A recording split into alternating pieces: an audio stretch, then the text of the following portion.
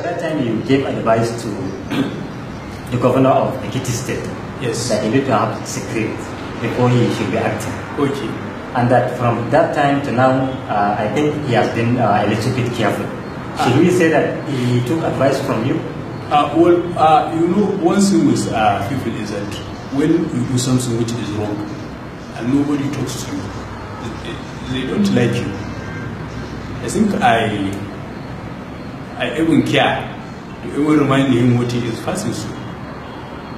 But nevertheless, I think there is a lot of adjustment. You can see that he has reduced the time he goes to the market. The Okada he has been climbing, and the stomach infrastructure, he said he has initiated. I wonder.